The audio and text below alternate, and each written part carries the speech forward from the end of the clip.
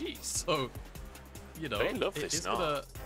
It's gonna offer up this this Tristana here to RNG, and likely the brand. Gedry didn't have a bad game on it by any means. Just wasn't necessarily able to have the full-blown impact you would have liked to have seen from him, really, as well. He's still got options, right? Kind of depends on what they want to land on, but very curious opening from EDG, where this time out they did remove away that Twisted Fate, so that is kind of the adaptation they're leaning into right now.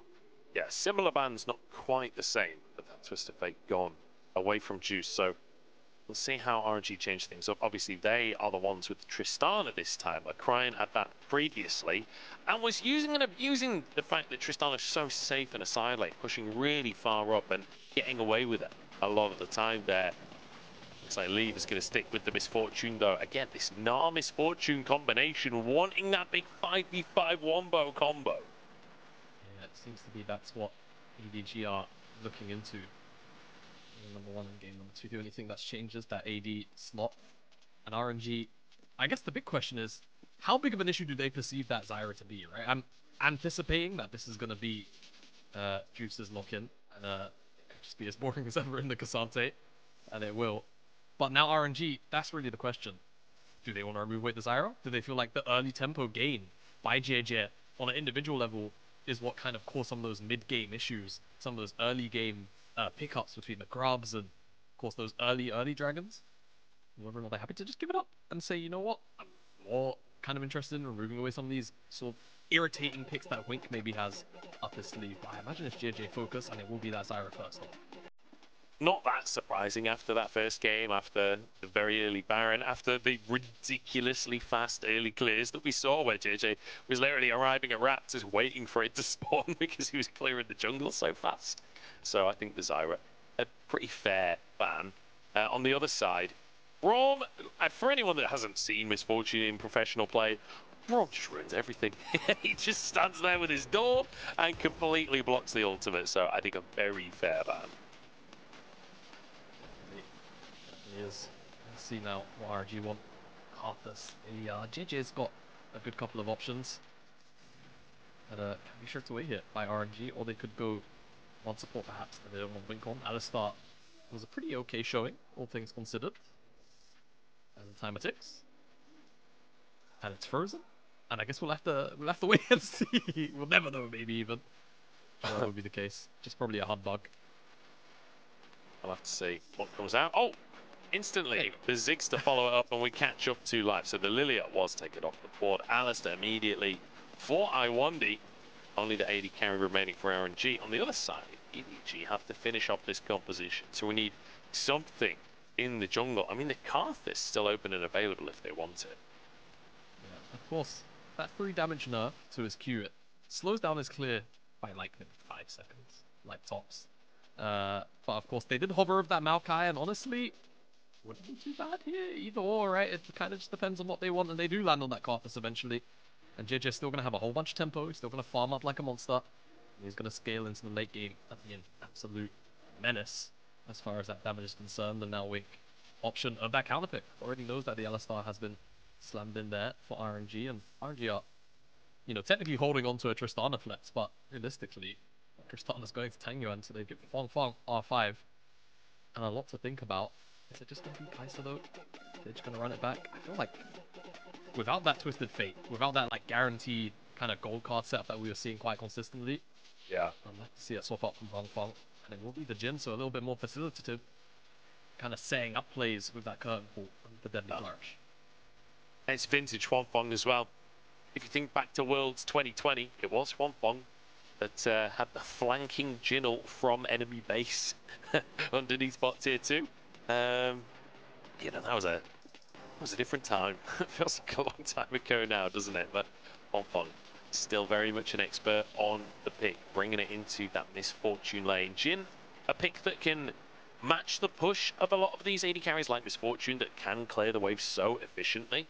And Jhin can do a good job of trying to match that, but also setting up for other carries like Tanyuan on the Tristana and the Brand. Exactly, you already have so much front-loaded damage. Just going for a bit more utility, right? And those small bits of CC could be very, very crucial in just enabling the rest of RNG to set up onto EDG, right? A fair bit of immobility on the two main carries, and then Cryan, of course, Valkyrie. It's a small dash, all things said and done. So RNG, slightly different flavor of game number 1, but a lot of the same components, right? It's just less about that dive in with the Twisted Fate and that Kai'Sa, and a little bit more about setting up from range with the Jhin and kind of trying to allow K'Sante to frontline. Whilst the EDG kind of sort things up. Another carry jungler this time inside of the Karthus. Kind of see how aggressive around those objectives he is willing to get. Because with Zyra, it's very easy. With Karthus, you have to rely on those lanes just a little bit more. Yes, you do. You do indeed. We'll see if he can get aggressive, if he can get an advantage against this brand. Once again, different pick for him. I'm looking towards the Miss Fortune Rakan combo, though, in those team fights. A lot of team play available for EDG. Let's see if they can make it happen twice.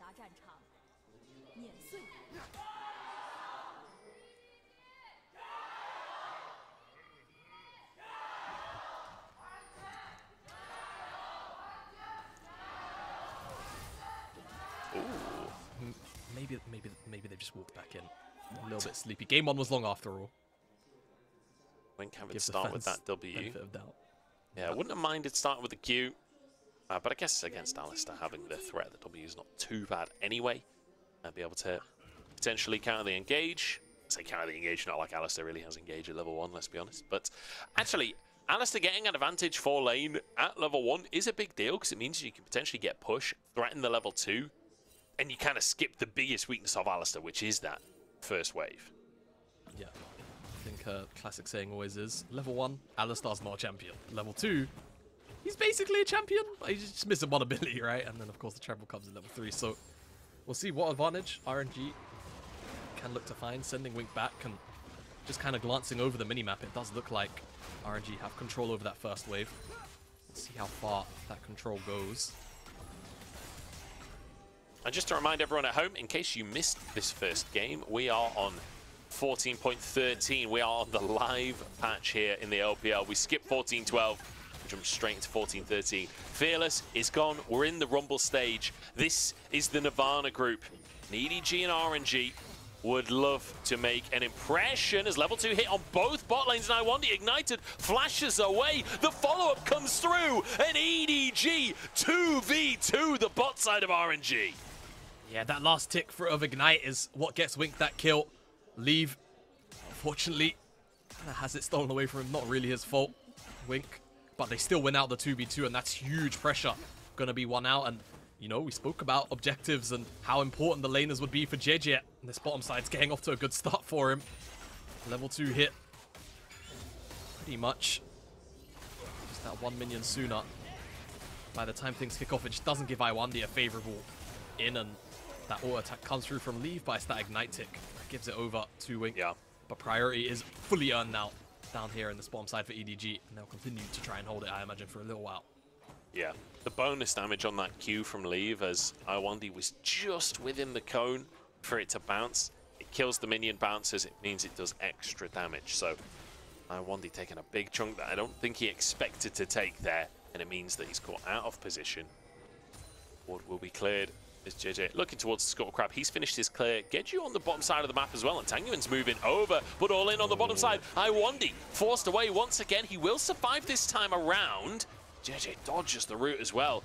But the Crab in a really favorable spot for Genju, but no. Walks straight past him, and suddenly it's into JJ's arms. Who's going to get the smite? It's Genju that grabs it in the end. Looking for the stun now as JJ tries to escape, dodges the route. Follow-up is there. Genju wide on the stun in the end, and now a knock-up onto Tanguin. His Leave tries to get underneath the tower. JJ low on HP, but does survive. And in the meantime, Cryan got a reset off. Cryan just said, you guys have fun with all that noise. I'm going back mid.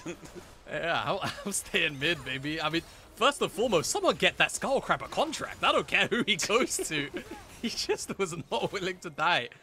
It's Genju that gets it in the end. But it dodged out on like 4 abilities or something really ridiculous like that. That will get a replay of that skirmish, but neither side is able to draw blood in the actual exchange. A couple of summoner spells blown though. That's just about it, really. All that for a Scuttle Crab, and EDG just looking to maintain pressure down there on that bottom side. I just can't believe no one dies. 4v3 for that long in the river and nobody goes down. as Cryan will find himself a CS advantage. Doesn't look like it now, but that's a big old minion wave that he's going to slowly sweep up for himself. JJ not taking any chances on that one. Finishes it off. I love that little zoom in from the observers because they're like, can he finish it? Is this one gonna dodge it? Is he gonna be able to finish off this skull crab? Find out next time. It was, yeah, junglers will just return to full clears. Genju actually does have a little bit of a tempo advantage, and I think that's a stacked wave down there on bot.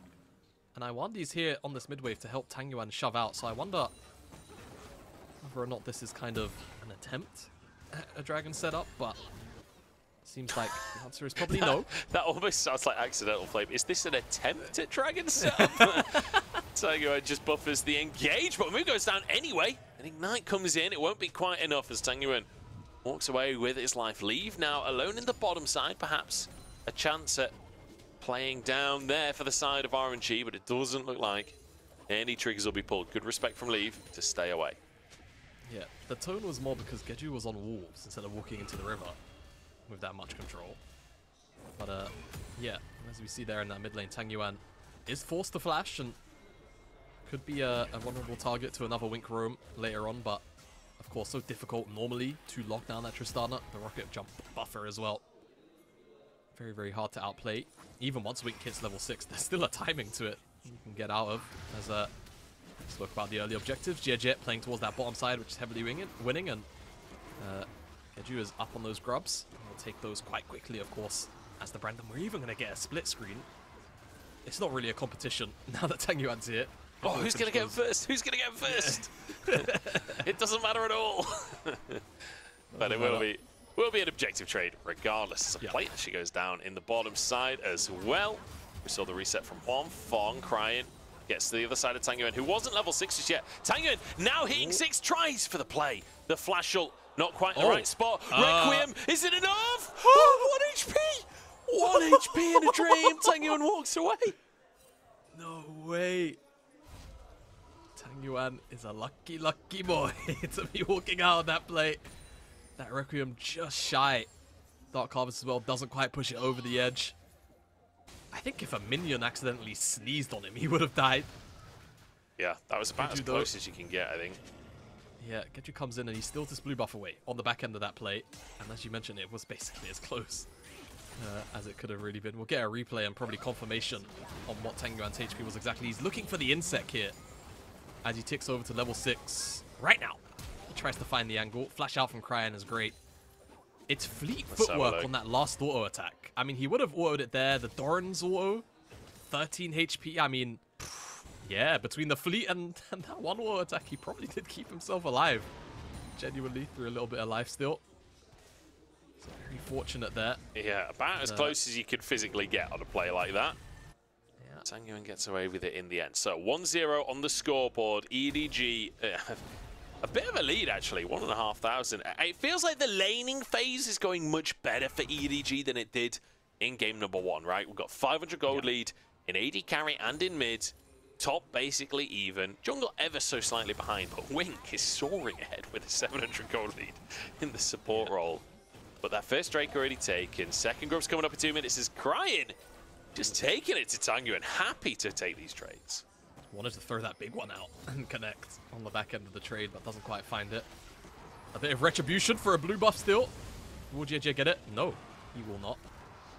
He'll go over to Genju, so he won't find that one back. And a lot of the root of that gold lead has been because of, you know, how that bottom lane played out. Because of that level 2, right? It's all kind of a rolling domino effect. JJ is able to get, you know, favorable timing down there with more members for EDG there first. Cryan then, of course, gets alone time, which is kind of then...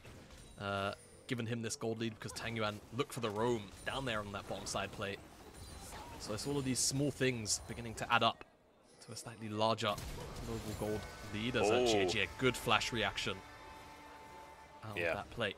Really good flash there. The curtain call comes through, but unfortunately for Hwangfong, JJ already got himself out of dodge, and in the meantime, Tang Yuan so low in the mid lane, just has to rocket jump away. Cryan really getting the best of this matchup. It's not often that you see this matchup be quite as one-sided as this, but I mean, he's 30 CS up, crashing another wave. No TP for Tang Yuan. This is a monumental lead in the mid lane for EDG. Yeah, and it does kind of make you ponder the question how long it's going to take for Tang Yuan to recover, if he ever does, right? He's almost a full level down. More than actually. Cryan's almost level 9. Tangyuan's not even more than 3/4 of the way to level 8. So, to say Monumental, you're almost underselling it in some ways, really. That is a big, big lead for a 10-minute timer. And especially when the Triforce comes in, right? It's such a huge spike for the core here. Like, Tangyuan is in serious threat. And that was one of the big conversations we had in the previous game, was how much of a problem the Tristana was in the side lane from Cryan. Well, this time around, on the other side of the matchup, he's still the one getting ahead. He's still the one finding an advantage. Great stuff from him. A lot of people really praising Wink when he came over from IG. Cryan not really getting as much of the limelight out of that IG EDG trade, but showing up here today, decent in the first game, really, really solid laning in the second. Exactly. Doing a really good job so far. I see that trend continue. Valkyrie looked comically short, but just getting away from I1D, it does the job. It's long enough. That's all that counts. Wink does have to flash to get himself out to safety. W dodged. Huanfeng struggling to find these deadly. Flourish is solo kill. Finally finds an ult, but doesn't even get a stun out of it. And suddenly he's Mininar trying to escape instead. Juice TP'd into the play, but won't be able to close the gap. It's just both teams kind of looking at each other menacingly. That's the rocket jump. Bullet time comes through, but the buster shot will deny Leaf's kill. All right, well, when all is said and done, my dear friend, RNG will be getting some scraps. So let's see whether that is the band-aid to fix Tang Yuang's deficit. If they could finally get RNG's mid laner onto a side lane in a bit more of a comfortable position. He's kind of been forced out by Leaf there. He's now on the top side alongside Juice and the rest of the team. Maybe looking for as many places they can get, right? And even scraping back some of this gold, shared or not, is going to be a huge deal. And they're also just giving up this second dragon, right? So with 6 grubs, realistically, there should be the whole tower. Leaves getting solar plates down here on the bottom side, so that's also something to consider for the extended trade, right? Yeah. Misfortune getting super strong. As Huanfeng is going to find himself on the end of a trade from Cryan, but no more mana, no more big rockets. Yeah, not the worst in the world. I will say, while this tower goes down on the top side, we already saw Leaf taking the tower in the bottom lane as well. Misfortune pretty quick at taking towers while there's a minion wave there, because you get your passive each time, and you can reset the cooldown on your W, so you get the attack speed. The second minions aren't there, you're slow as hell. Hey, Misfortune is useless at taking towers without a minion wave there. Engage in the mid lane from I1D, but Cryan not going to be under too much threat here. He'll just continue to push that one away. Juice has arrived though, and the tower will survive. Yeah, both fall down, so RNG get a pretty good gold trade. There's a teleport's coming out onto Geju. He has no flash, remember. Is there an angle here? No, there is not an angle. He's just gonna walk out. Loiter out, actually, zombie brand. I don't think loiter means what you think it means. It's when you just stand around, though. Loitering? Yeah, but he was leaving, so he's obviously not loitering. Well, okay, all right. You can't loiter out of somewhere. You either loiter or you go out. You're right. No, you're right. You're right. I was trying to find. It doesn't matter. Either way. Okay, 3 plays to the bottom side for RNG. Leave my ability to speak English alone. The solo kill loiters his way into that bottom lane. Yeah, it's been an intense early game, hasn't it? 1 kill in 14 minutes as Tangyuan jumps back in. Wink finds a knock up onto I1D, but that's all he'll find. And I feel like, I'm gonna be honest, right? I was cautiously optimistic about EDG coming into the Rumble stage. RNG had these roster changes coming in today. Both teams feel a little bit toothless. This game number 2, definitely. And like you said, I think I've watched more riveting early games than this one. But it's not saying a lot, is it? No, it's not. But EDG do have themselves, at the very least, a decent setup for this mid game with these 2 early dragons. Just that RNG these last couple of minutes, despite still being down in total gold, they've done a lot to recover some of these individual gold leads. Specifically Tang Yuan at one point was down like 1.2k gold, and with these 6 grubs they're just moving him around, right? Getting all of these numbers. They're giving up objectives, yes, but they're just trading gold for it. So for now they don't mind, and they're just utilizing the grub buff.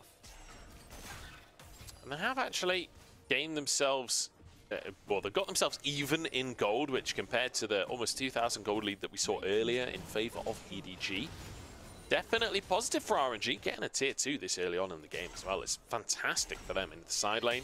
It's a huge amount of gold. Perhaps Herald could go straight up to the top lane to try and trade that, but I don't think that's going to be the play for EDG here.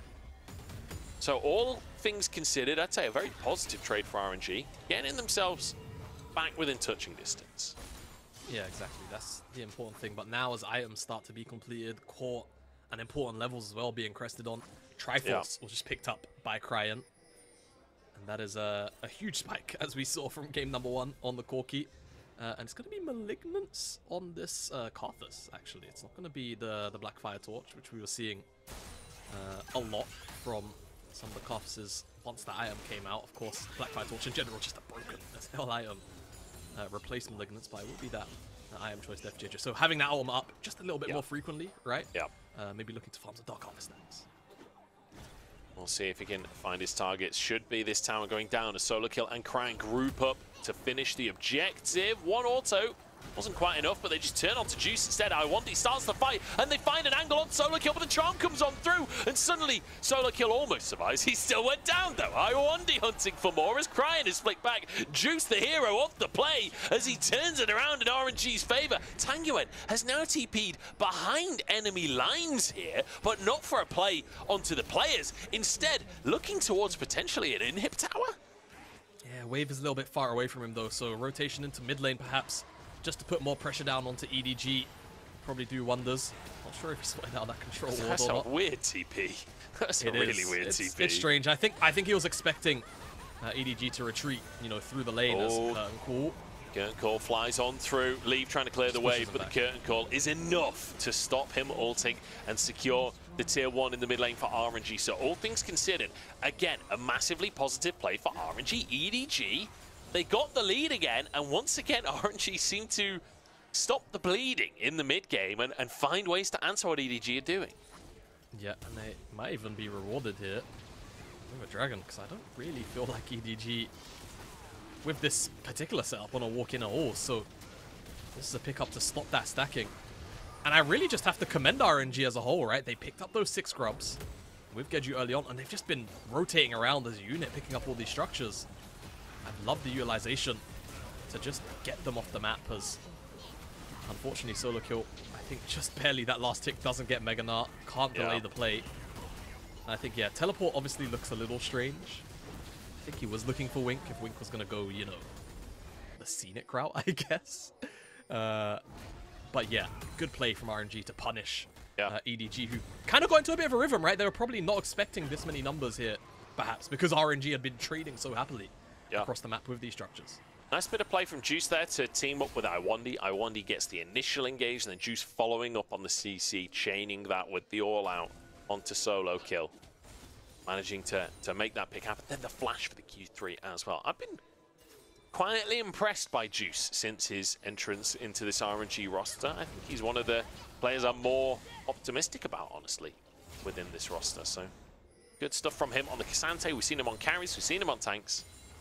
I'm excited. I'll be watching this player's career with great anticipation. Great interest. Yeah, that's it. I'm bugging it again. Right, you've got, look, you'll get it. I'm sure, like, next, you know, look, we've got AL, right? AL are trying to make a Welds run. We saw how well that went the last time in summer when they did have a fighting chance. I think it was 2022, right? That iteration went fairly far. Couldn't quite cross the mark in the end. You'll get another chance, Joe. That's basically what I'm saying. You will get the quote right. The opportunity for redemption. Are you saying that you'll be watching my career in using this quote with great interest? With great interest. Is that where we're going with this? Yeah, there we go. Yeah. Exactly. Oh dear. It's been a quiet one, hasn't it, this game? 2-1 on the scoreboard. But it's been a game of chess. Yeah, and to be fair, I'm quite excited by that fact because RNG, we came in saying, look, they're big underdogs. Maybe they could just cause chaos and that'll be a way to challenge EDG. But no, they've kind of been challenging EDG at their own game. EDG winning out that first game, but it really was by the skin of their teeth. JJ engaged upon by Iwandi. I'm not sure I've seen a single hit from Hwangfong this game. Juice just dashes out of the play. All right, well, yeah, sure. I mean, everyone's disengaged. There is a lot of things onto this Baron. I'm just excited for the second series, you know. Yeah. Well, so RNG apparently. They're starting up this Baron 20 minutes on the dot. Teleports are coming down as well. Requiem before the play just to chunk out some of these members too. Yeah, trying to get that chunk. The Baron is still just burning on through. Iwandi tanking in the meantime. 3K in the pit. Iwandi buying space. The bottom time in. RNG do get the Baron. A solo kill. Sets up one. Hwangfong the next target as Geju gets over the wall. But Cryin chasing through. Double slow from solo kill. The follow-up from Cryin as Juice tries to turn it around. But he just ain't that tanky yet in this game. And EDG, they do punish 3 kills for the Baron. I mean, honestly, RNG are lucky to walk out with anyone having that Baron buff. Given how the setup was going, JJ just, of course, come back from base, so RNG get themselves a Baron.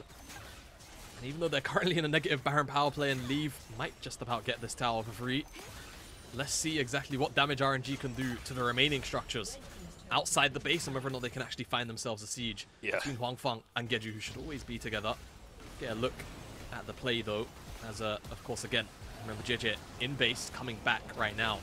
Knows his only contribution can be that ultimate. Iwandi does what he can to kind of interrupt any engage, stops the bullet time, forces Leave, or more aptly, I think mind controls Leave to rage flash over the wall and get the rest of the chase down as Juice kind of sacrifices his life, does prevent Cryin from finding a chase down onto more members and keeps one extra king available on this Baron buff with RNG.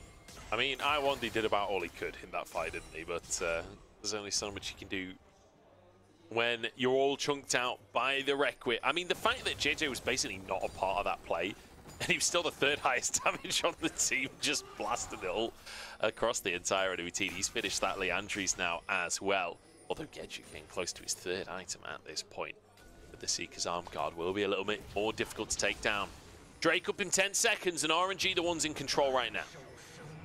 Yeah, rotate in quite easily here.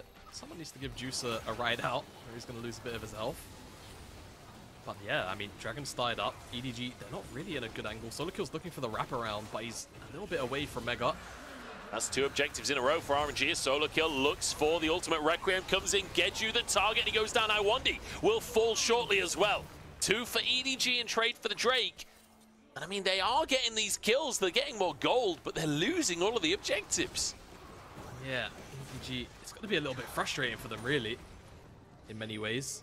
Though they are getting a lot of gold off the back of them. RNG deny 2 dragons away. And there's a lot of carries on both sides, right? These Infernal Dragons will start to stack up an amount. Yeah. It's a fair bit of extra damage on the cards here for RNG. Out of Hwangfong, out of Tangyuan, and out of Geju specifically. And it's been pretty difficult for EDG to get onto those targets, like, in a meaningful manner when RNG aren't throwing their body for a play, right? Like, it's taken quite a bit. I will say the Infernal Soul, if RNG can continue to stack them, is a bit of a miracle with how far behind Hwangfong is. I don't think I've seen him really do much of anything this game. He's 2,000 gold down. He's finally finished his 2nd item here. It doesn't feel like these skill shots have been particularly hitting their mark, but the damage from Jhin, if you are behind in the game as well, can feel really lackluster. Those Infernal Drakes will certainly help him out. Perhaps give him an opportunity to start influencing these fights in a bit more significant of a way. Yep. And of course, his damage scales so differently to so many other AD carries as well, just because of all of the number conversions under the hood. Juice looking onto Cryin. He's got Geju a whiles away. He's got a teleport here for Tangyuan. Oh, the flash for the slow, and then goes for the all-out as well. Juice making the play happen. Cryin was caught out in the side lanes in the previous game, but last time he was on Tristana. You can't do the same thing on Corki. No, you're punished so much more easily, and that's a 300 gold shutdown over to Tangyuan. And again, just, it feels like RNG throughout a lot of this game have been chasing that lead for their mid laner, right? However they can get Tangyuan back some gold after the early exchanges. They've really done a pretty good job trying to make that happen. Tier 2 on the bottom side, though, traded out. So as far as, you know, flat gold is concerned, it's practically an even trade, right? Some of that gold spread a little bit more between the EDG members, though, this time out. And again, a tower for them and just a little bit more freedom on the map. RNG, there's no objective for a little while, 90 seconds. And start to anticipate they'll set up around this top side. See if they can sneak a Baron, but actually get more members out this time. Baron won't be up for another 70 seconds, but getting that vision down is going to be the name of the game for the time being for RNG. But I feel like we might have a quiet minute here until that Baron comes up. But with a Brand and a Karthus, if either team gets a small opportunity, they will burn through the Baron. Not to mention the fact that Cryan and Leaf both on 3 items at this point in the game. Not entirely sure how Hongfeng fell quite so far behind in gold. I guess just plates or something, but and I suppose, you know, kill and assist helps, but a full tier 3 down at this point. There was that sequence of play where RNG had 3 members top, right? And they took that whole tower and leave. Yeah. Got to kind of get solo golden XP for a little while.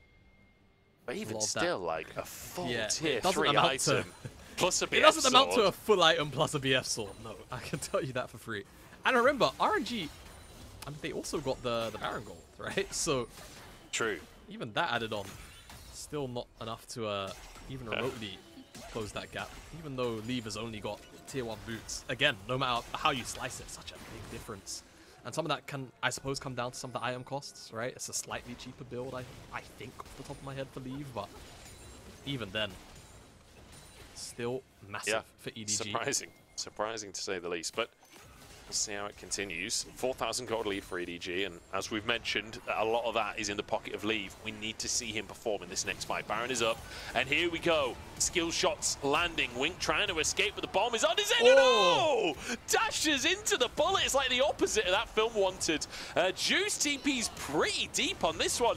Oh no, Juice, he's had such a good game for himself. Does get out, but the Requiem comes through, and Juice burning. Flash from solo kill to kill the opposite man.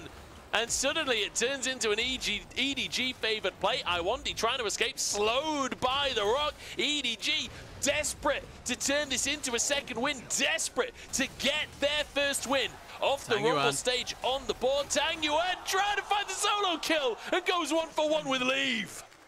Joe, I don't know which one of them did it, but one of them auto-attacked a minion in the middle of that. We're going to get a replay. I know the observers saw it, but it's a 1 for 1 between Tang Yuan and Leave.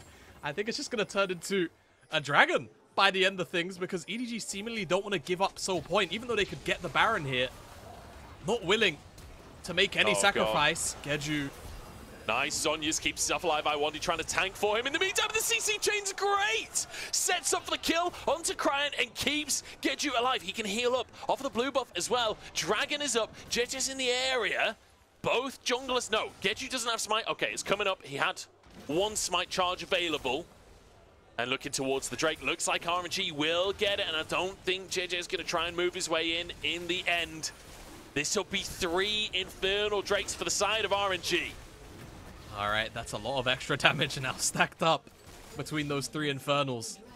RNG, the carry specifically, really amped up despite being in some of those item deficits. That Infernal Dragon will do a pretty decent job at bridging that gap, right? We said it earlier.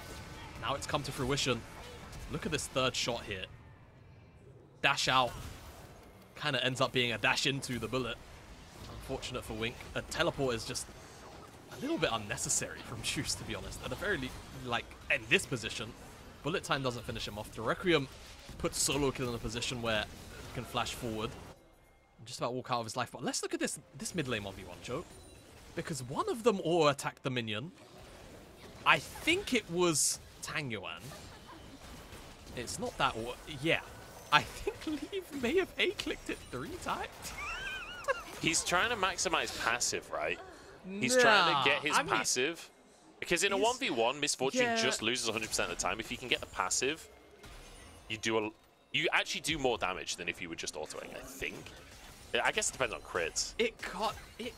But it just can't be right. It just can't be right. That's fair. That's fair. I mean, I know exactly where you're coming from, yeah.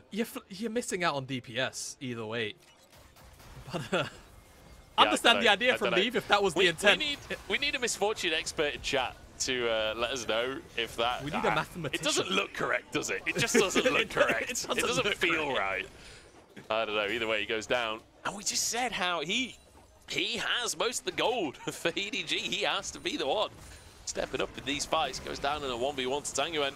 And in the meantime, EDG start the Baron once again. Karthus does this so fast alongside that core key. RNG looking for the fighters wing, just trying to keep them at bay. 4K on the Baron. Juice goes in. That's the combo that they've been looking for. EDG finally get those ults synced up. Solo kill has gone way too deep on the backside of the fight. They're all out. Was it even an all-out for Juice? Yeah, it was. Okay. The all-out pulls him out to safety. I could see the ult icon online. EDG, though, should grab themselves the Baron off the back of this one. Get you down. No smite available. RNG, last-ditch effort. Curtain Call comes on in, but the Baron is taken, and now Juice might have overstepped, trying to get back out to safety. EDG find the objective. Jet is low, but it does not matter. Nope. He will about escape that fourth shot. Really did send JJ very close over the ball coil.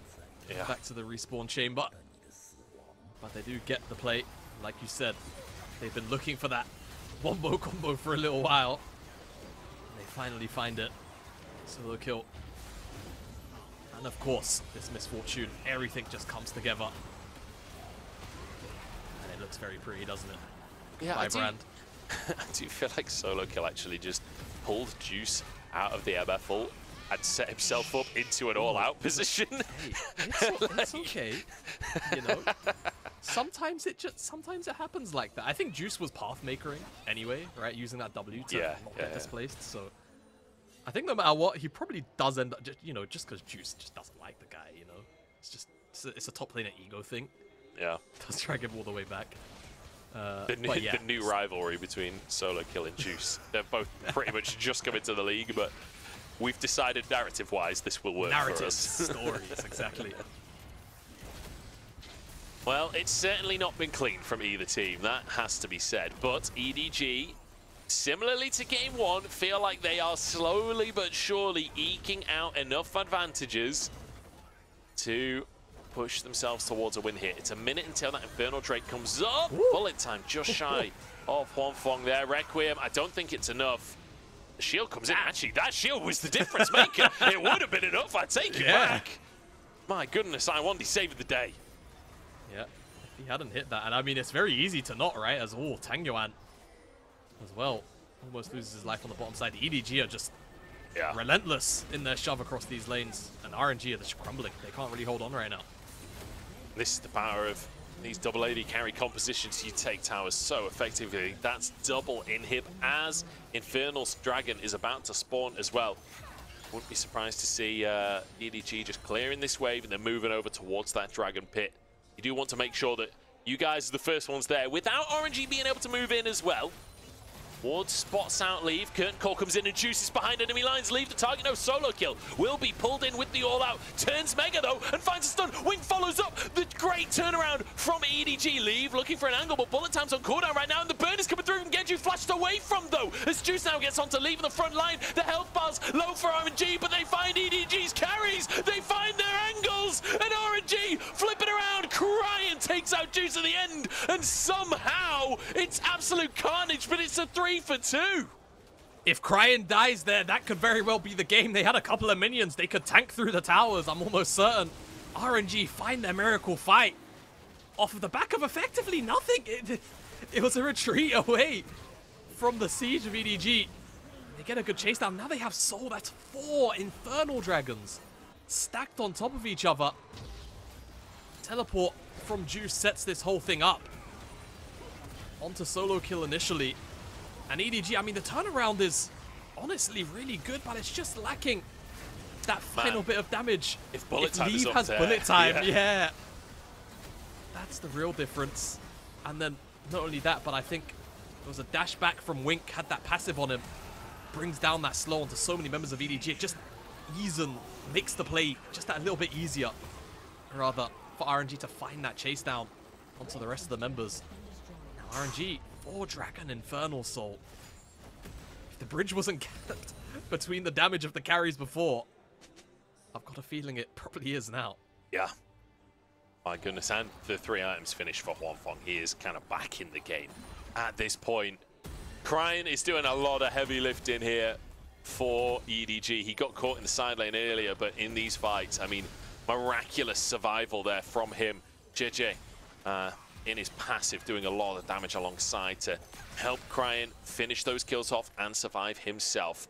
All things considered, despite the soul going to RNG, it's a massive lead in favor of EDG. They are pretty much an item ahead in most of the lanes at this point. Actually, I'd take that back. That's just not even true. But in AD carry, at least, they're massively ahead. But can they finish the job? It felt like they really struggled to finish the job in game number 1. It feels like we're in a similar position once again.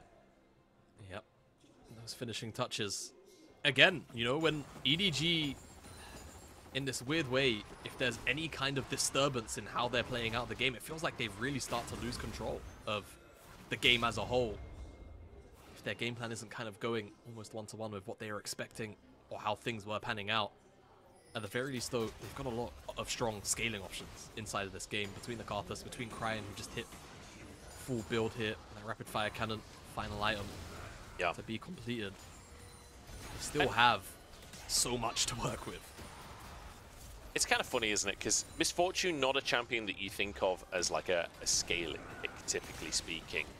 But I will say, you're still a crit 80 carry. You're maybe not going to be a hyper carry like a Jinx. But if that bullet time connects, if you hit multiple people with the bullet time, they're just gone in the late game. It is just going to one-shot everyone. So even with it not being like a classic hyper carry 80 carry style thing, you can still very much be a significant threat in the late game. RNG going to look towards the mid lane, but EDG are starting the Baron off. They'll do this pretty quick. Solo kill trying to buy space. Mega Gnar is about to time out. It's not ideal for EDG. They do not want to fight right now. But they look like they're still going in. Curtain Call goes through. The charm across the front lines. Try and keep them in. They're playing the bullet time. Shreds. Just what we were talking about. But there goes the Curtain Call and finishes off the job. That's JJ down. Requiem onto Iwandi. The burn is ticking away, but I don't think it's quite enough. And RNG go 1 for 1 once more. Bloody hell. How do these fights only end up with such close scenarios? I'll never know. But ADG, they lose their jungler. They're still willing to go onto the Baron here. For now, I mean, it's still a risk. If Gedju up on the map, he doesn't have flash for a couple more seconds. But he didn't know. They didn't know. They just, yeah, a little bit slow. So we're not ready for the rush. I mean, EDG have rushed Baron, what, I think that's 3 times, 4 times in this series? Yeah. Like, they keep on getting away with just sneaking this objective away from RNG. But Jamada, I mean, I don't want to say it again, but Elder's coming up in 2 minutes. Oh, for the 3rd time in the series. We're only in game 2. I mean, it feels so messy, and I feel it's only going to get messier. Yep. It's going to get quite disastrous if RNG pick up this Elder Dragon from the perspective of EDG. Happened once. Happen again. What can EDG generally do to try and wrestle, you know, some firm control over the game again? Yeah. Let's talk win cons again. Let's revisit our win conditions for these 2 cons, because we've got Elder coming up in 90 seconds, and it feels like, you know, the kind of wombo combo is going to suit a fighting river like that. Yeah, it will. It definitely will for EDG, but they've actually got to find the angle. Solo kill's got flash, so it's always there.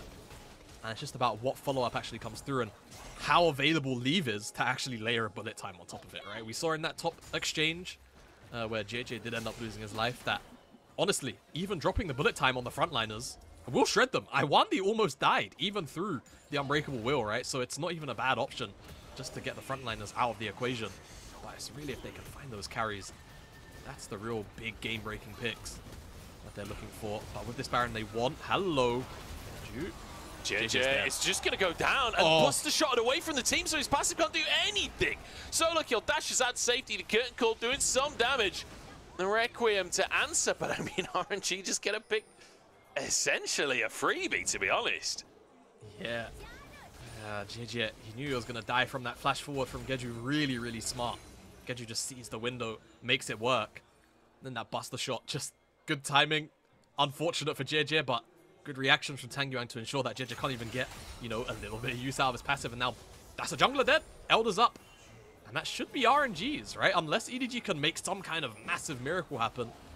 They still got solo kills ultimate. He just needs to build up the Mega Gnar bar, but realistically, that Elder's gone. EDG, I've got to find a 3v5 miracle, or they lose everything. Elder taken, and that's going to be bullet time used. In the meantime, Iwandi looks for a little bit more. EDG, they've just got to try and escape. They've got to try and run away from the play, but Cryan goes down, and RNG, this might just be the window. With Cryan down for a minute, he has been the stalwart carry for EDG. RNG have an opportunity to try and end the game. Yeah, they do. Straight down mid. We've got another wave on its way as well. Iwandi will tank a little. I feel like the wave clear might just be a bit frustrating. Curtain Call's going to come out and try and prevent some of it. And that's a huge chunk of that tower. Oh, the damage is so insane. EDG, they've got to get back to Fountain and reset before the fight can continue. 30 seconds on Cryan. 5-member strong push from RNG. They got the Elder Dragon, and they might just get the game as well. JJ falls. Requiem going to come on through. Leave desperately trying to survive, but Juice is having none of it. He looks for more in a 2v1 against the EDG bot lane. He wins it out. Now one last tower remains of EDG's hopes to 2-0 this series. RNG will not go down without a fight. 2 roster changes come in today, and it works beautifully. We're going to 3 games as RNG hunt for redemption in the LPL. 1-1, and RNG have honestly had 2 showings they should be very happy and proud about, given how those placements went just a few weeks ago. Just last week, really. And now RNG 1 win away from finding their first win, series win rather, in this portion of the format, right? The Rumble stage. We wanted to see them get off to a good start. Performance-wise, that would have been great. Results-wise, 1 step away. I mean, RNG at the very end of the placement stage managed to 2-1 WE. People did not expect that to happen, and it was not a clean series. They then have made roster changes, and yet could get a 2-win streak, technically, over EDG. I don't think anyone saw this result coming. I have no idea what's going to come up after the break, but we are in for 3 games. This derby always goes the distance between EDG and RNG. We're going to jump into a break, and then we'll find out how this one ends.